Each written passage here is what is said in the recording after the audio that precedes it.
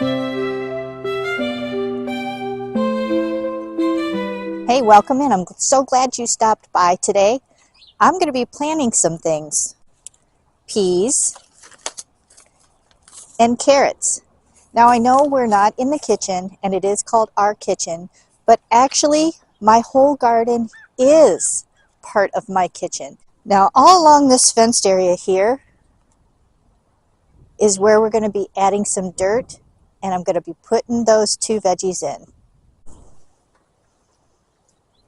Now the first thing you want to do is make sure you prep, get all the weeds out first, and then bring in your compost and get that layered in. Make sure you get a good fresh layer, and then we're going to be leveling it out and we're going to be ready to plant. All right, now the next set of tools that we're going to need is just PVC piping that I cut in pieces, some cotton threading or roping, a hammer, and some scissors. And what this is going to do for me is get a straight line all the way down. That way I'm going to have nice pathways in between the veggies. I'm going to start with putting the first one in.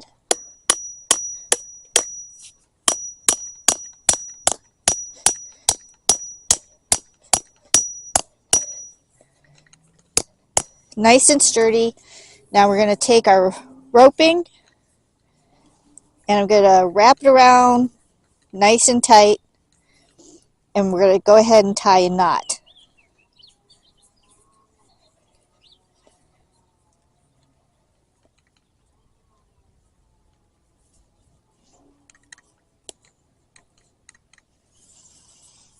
All right, now we're going to put our line.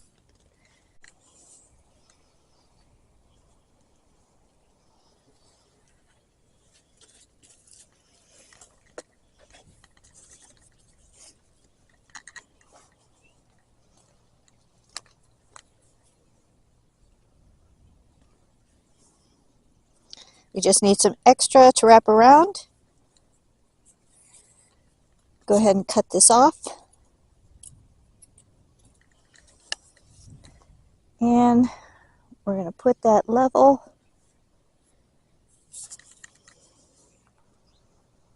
And we're going to put that right there.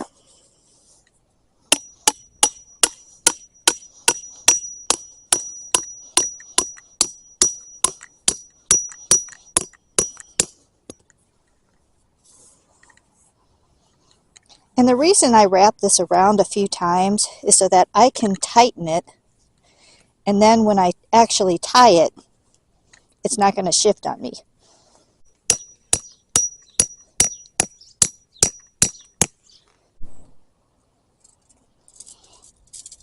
Now that we got everything all set for the lines, now we want to go back through, get all that compost leveled out, and we are ready to put our seeds in. Now the first thing we're going to plant is the peas. And basically what they look like, just shriveled up peas. All right, I'm going to stay out by maybe about 4 inches from here. These are going to grow up and up through here. So I want the plant to go down in no more than twice the depth of what the pea size is. Then you cover it up, and then we're going to move over about 4 inches, and we're going to put our next one, and we're going to keep going on down the line. Now it's time to get these carrot seeds in, and I want to show you what these look like, how small they are.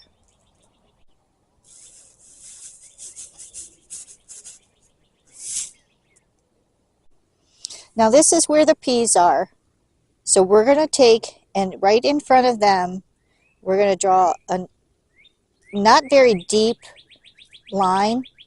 You don't want it to be no more than maybe a 1/4 inch deep. Then we're going to take and pinch and we're going to drop just a few along the way. You don't want bunches of them. Then we're going to cover it,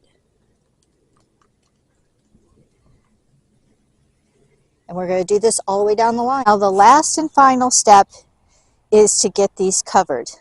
I'm going to put this board over. It's going to keep the moisture in. It's also going to keep the temperature warmer underneath of it. And if there is snow come Friday, I think they're talking about tomorrow, I have it protected. So let's get these started.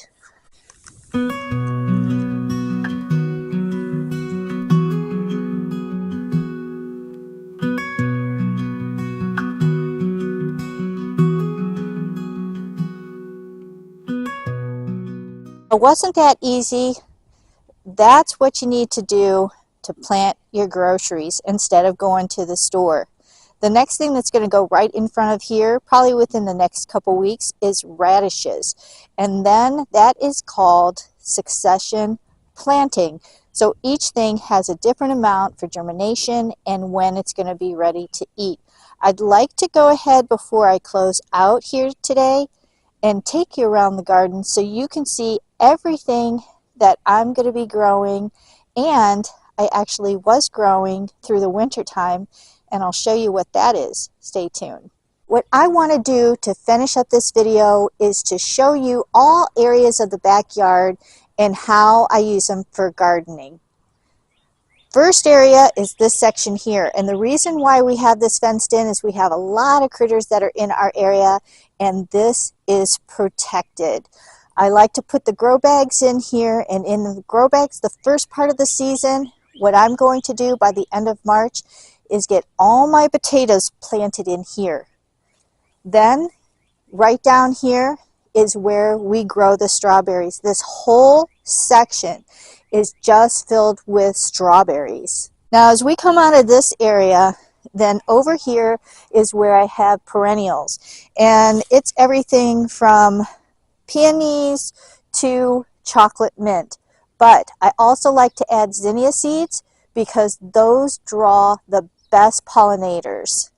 Then over here is where I have all the rest of the herbs. It can be anything from oregano to thyme to lemon balm.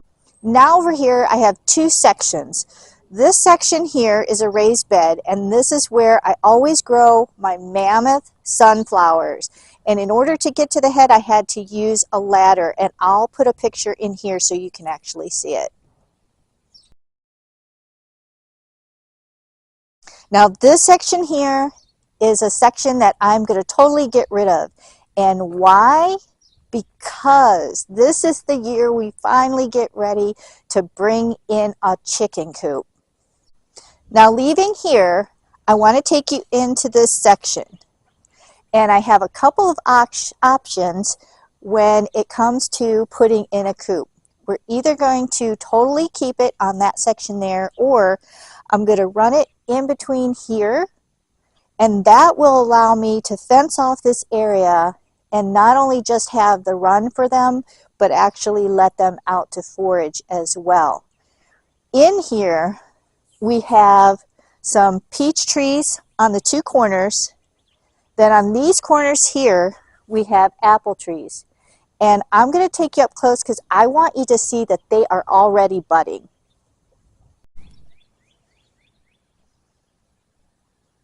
And I have two kinds of raspberries. I have the everbearing red raspberries, and then I have some black raspberries. And I'll take a look over here.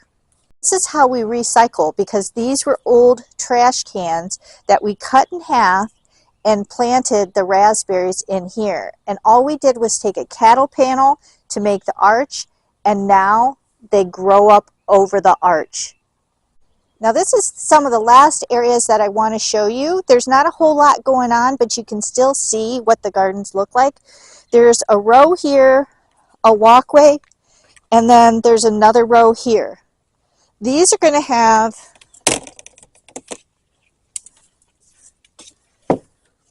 arches that go over them, and then I'm going to have row covers. This is going to protect it from the critters, and also any bad weather that we might get as well. Then over here, we have the greenhouse. I put 2 new beds in to put annuals. In here is where Tim built this greenhouse for me.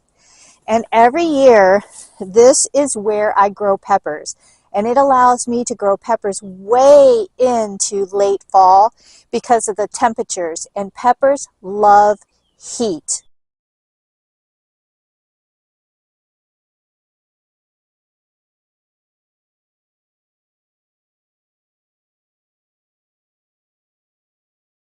Well, this area here is a brand new area that's just ready for us for this year. I took an entire year off, covered it with a tarp the year before. I did another half over here last year. So this bed has not been used for probably close to 2 years now. I'm thinking about putting fencing around this and maybe growing some cut flowers, some corn. I'm not sure exactly what I'm going to do. But if you follow me back here,